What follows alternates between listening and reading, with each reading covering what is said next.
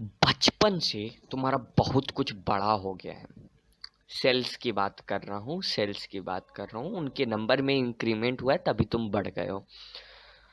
आज मैं तुम लोगों के लिए, हाँ 9वीं के बच्चों, तुम लोग के लिए एक ऐसी चीज लेके आया हूँ ना जिससे तुम्हारा खड़ा हो जाएगा जज्बात, तुम्हारा जज्बात खड़ा हो जाएगा। मैं लेके आया हूँ NPS, नपुंसक पब्लिक स्कूल नहीं, NCERT पॉडकास्ट सीरीज। इस सीरीज में देखो, सीरीज है एकदम, नेटफ्लिक्स से अच्छी सीरीज है, वो सब देखना छोड़ दो। मैं अभी बता रहा हूँ, बाद में पछताओगे, बोल रहा हूँ बाद में पछताओगे।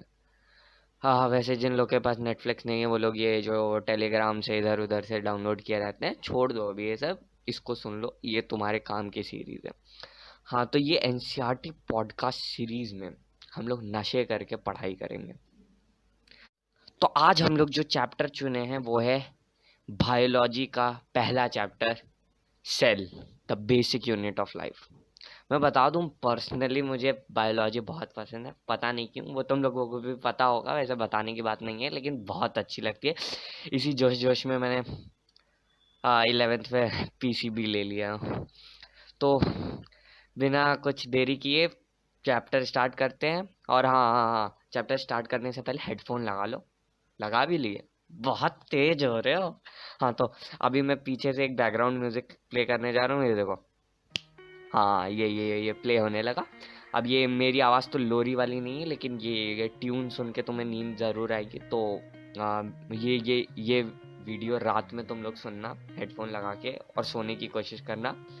ऑडियो पॉडकास्ट है, कुछ विजुअल है नहीं, तो आराम से तुम लोग सुन के इमेजिन करके जो करना वो कर लोगे। तो शुरू करते हैं। तो सेल होता क्या है?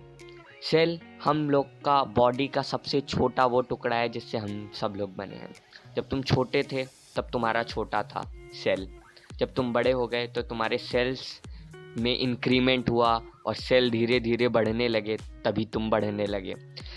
तो सारे ऑर्गेनिज्म सेल्स होते हैं। सेल को हम लोग बिल्डिंग ब्लॉक कहते हैं, प्लांट्स और एनिमल्स, मतलब जो कुछ भी दुनिया में बना है लिविंग, वो सेल का बना है। तो जो सेल की स्टडी कहते हैं, जैसे लिविंग ऑर्गेनिज्म की स्टडी को जूलॉजी कहते हैं, प्लांट की स्टडी को बॉटनी कहते हैं, वैसे ही सेल की स्टडी को साइटोलॉजी कहते हैं।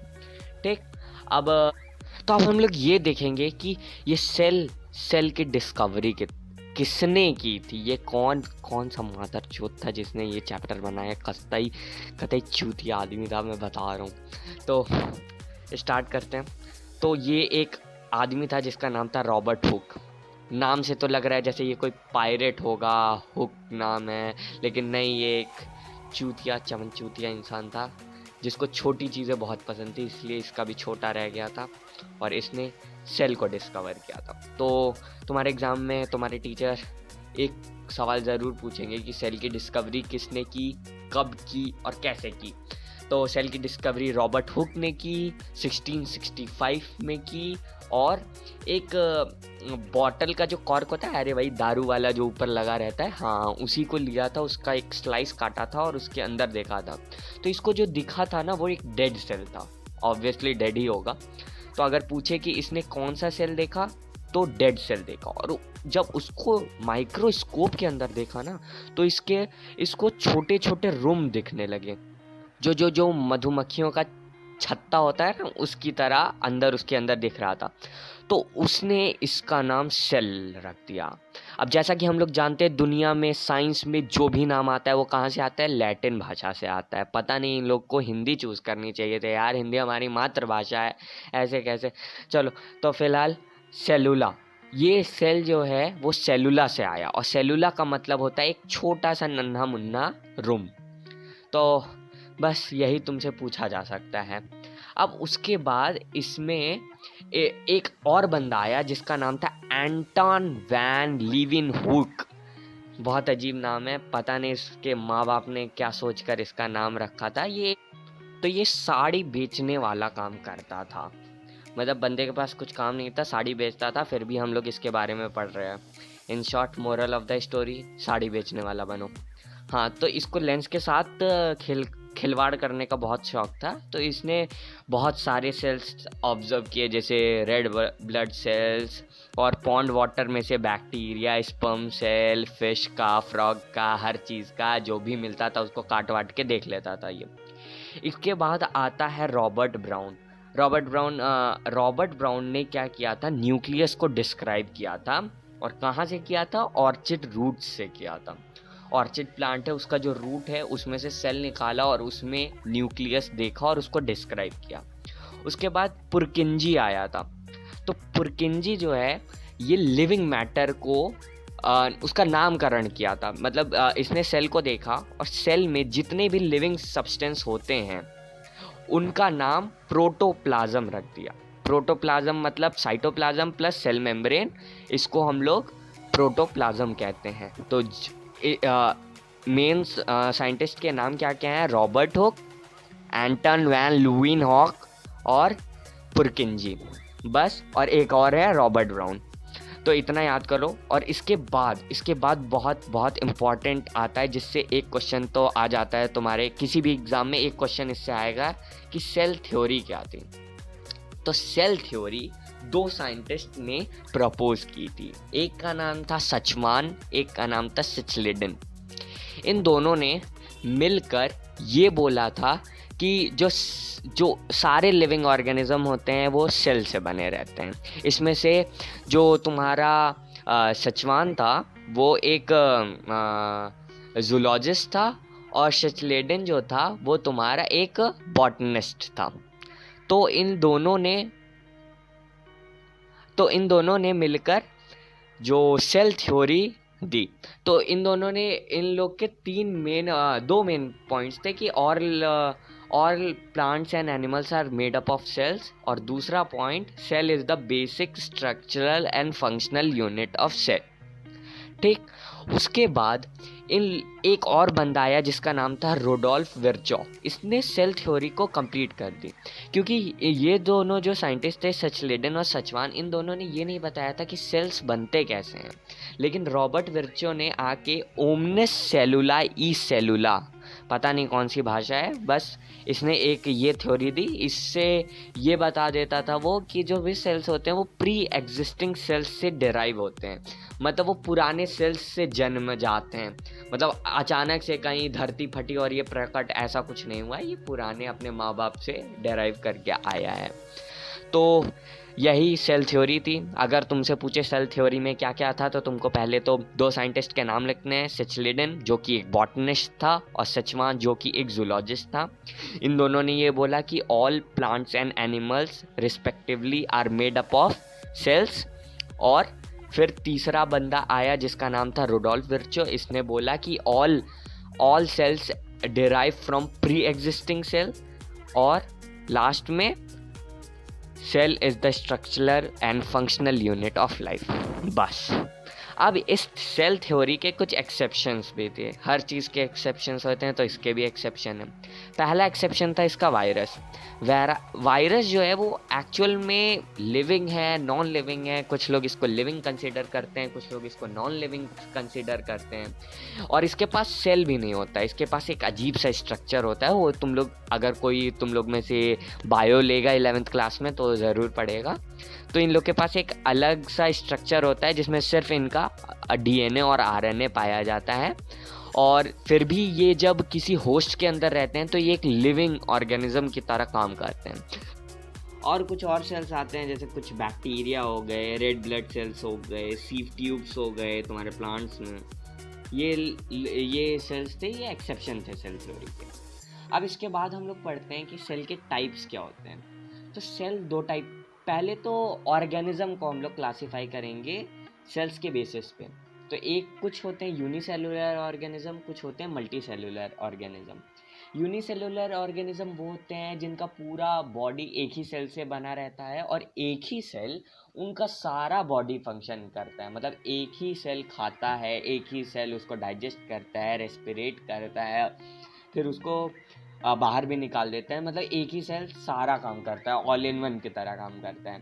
दूसरा जो होते हैं वो होते हैं मल्टी सेलुलर मतलब ये ऑर्गेनिज्म खूब सारे सेल्स के इकट्ठा होने से बने हैं। तो जैसा कि हम लोग को पता है कि सेल जो होते हैं मिलकर पहले टिश्यू बनाते हैं, टिश्यू ग्रुप ऑफ सेल्स होता है, फिर ये टिश्यूज ऑर्गन बनाते हैं, ऑर्गन से ऑर्गन सिस्टम बनता है, और ऑर्गन सिस्टम एक लिविंग ऑर्गेनिज्म को बनाता है। जैसे हमारे केस में जैसे मान लो एक कोई भी हार्ट का सेल है, वो हार्ट का सेल मिलकर एक टिश्यू बनाया जिसको हम लोग कह सकते हैं कार्डियक टिश्यू, क्योंकि ये टिश्यू वो सेल्स का ग्रुप होता है जो सब मिलकर एक ही फंक्शन परफॉर्म कर रहे होते हैं।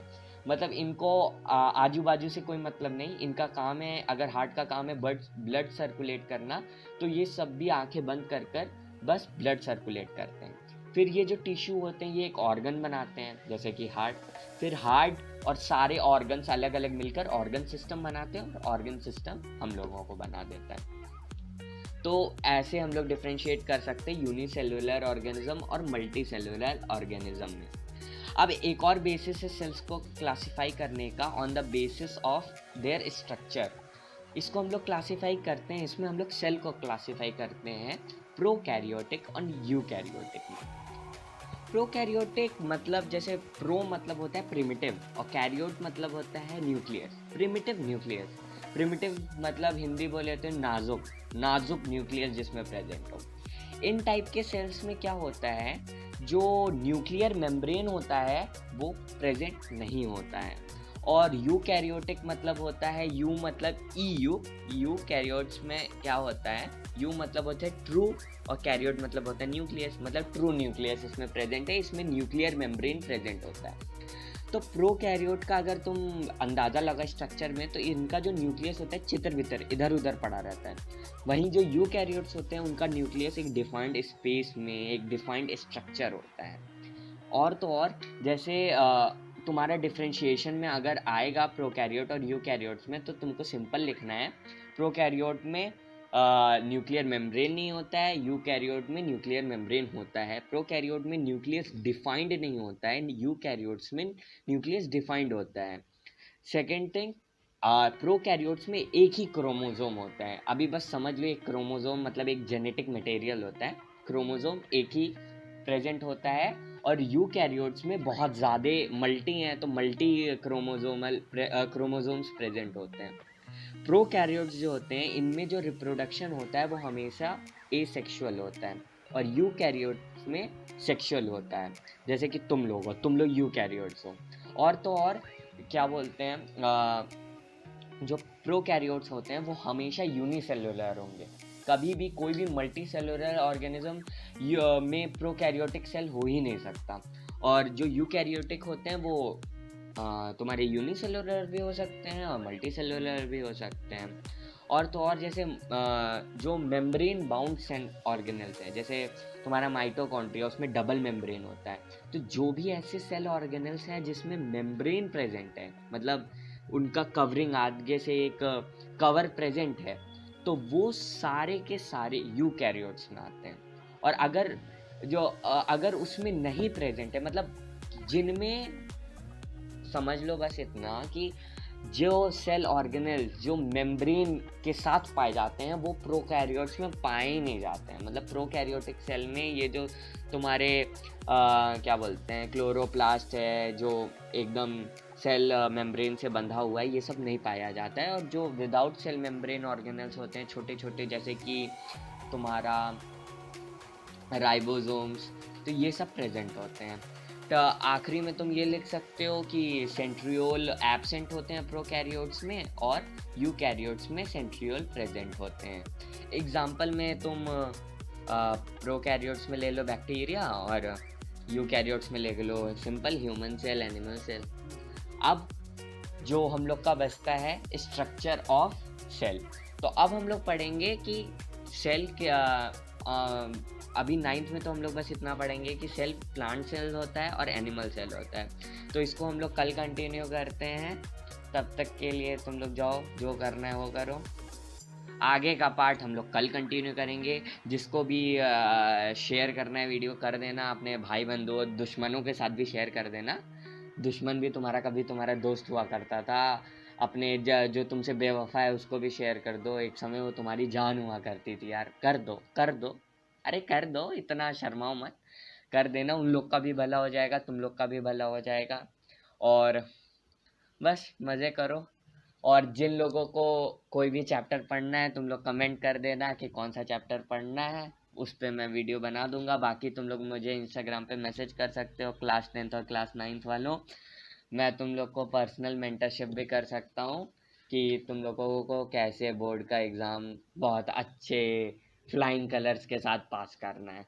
चलो बाय।